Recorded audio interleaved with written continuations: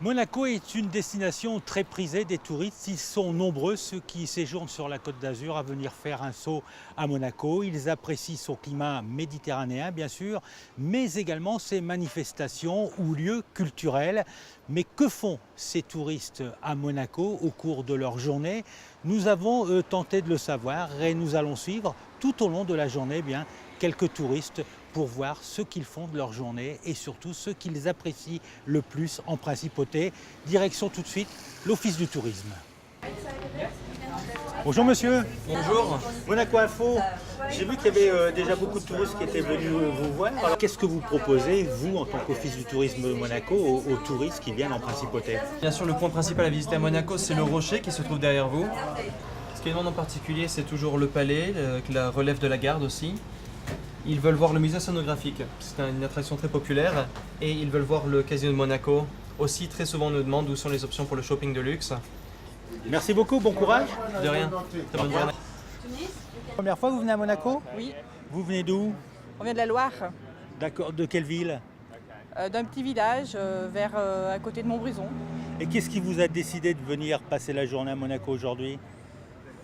Pour voir les curiosités de Monaco, les bâtiments, la principauté d'ordre général. On arrive juste, donc on ne sait pas trop, mais ouais, on va y aller. On va visiter tout ça. Vous êtes enchanté déjà de... C'est magnifique. Voilà, on arrive ici à Monaco-Ville, c'est-à-dire sur la place du Palais. Et on va assister dans quelques minutes maintenant à la relève de la garde. Et vous le voyez, il y a déjà beaucoup de monde, essentiellement des touristes, tout simplement parce que c'est le rendez-vous à voir quand on vient ici en principauté et quand on est touriste, parce que c'est vrai que c'est un moment qu'on ne voit nulle part ailleurs.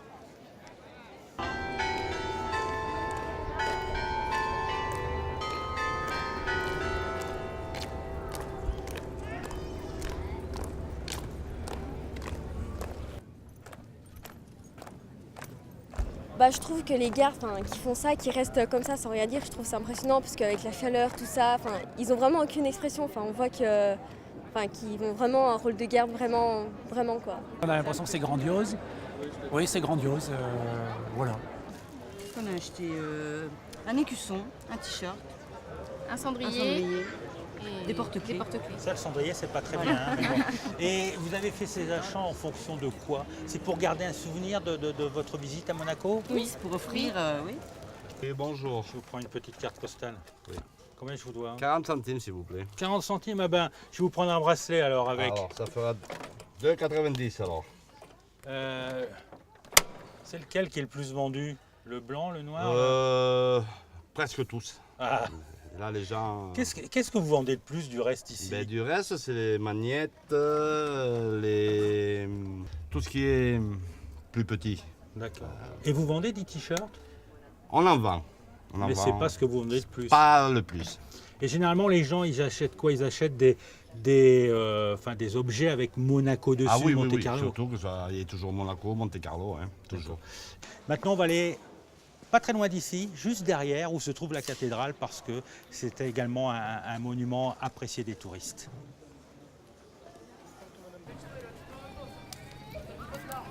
L'architecture elle est plutôt jolie.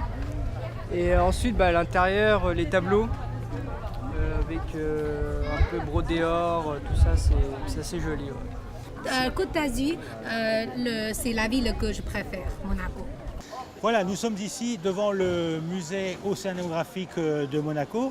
C'est vraiment le temple de la mer. C'est un musée qui a été fondé en 1889 par le prince Albert Ier. Il a été inauguré de nombreuses années plus tard, en 1910. Et quand je vous disais que c'était le temple de la mer, rien que les chiffres parlent d'eux-mêmes, puisque depuis le début de cette année 2016, il y a eu un peu plus de 765 000 visiteurs qui ont franchi les portes de ce musée. Assez impressionnante. Et en fait, je réalise un rêve de jeune homme quand, ma foi, j'avais envie, à l'âge de 10 ans, de visiter ce musée océanographique. Je vais y arriver.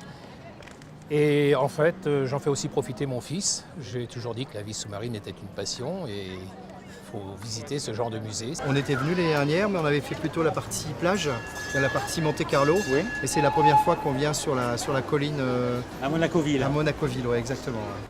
Mais vous êtes Nadège et Nicolas, les gens qu'on a vus ce matin. Oui. Dites-moi alors, comment ça se passe?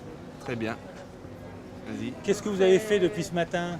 On a vu déjà les belles vues, la cathédrale, on vient de faire le musée océanographique. La relève de la garde, vu qu'on nous l'avait précisé à midi. C'est vrai. On s'est mis en place et c'était Voilà, très bien. ça valait le coup. Oui, très bien. Voilà, le reportage touche à sa fin. J'espère que vous avez apprécié, tout comme nous, cette petite balade au travers les rues de la Principauté et ici à Monaco Village. Vous savez que Monaco est un tout petit territoire, mais vous êtes aperçu aussi qu'il y avait énormément de choses à faire et on a essayé de vous faire découvrir tout au long de cette journée ce que les touristes appréciaient le plus en arrivant en Principauté. Voilà, donc c'est la fin de ce reportage. Merci de votre attention et puis passez une agréable soirée sur Monaco Info.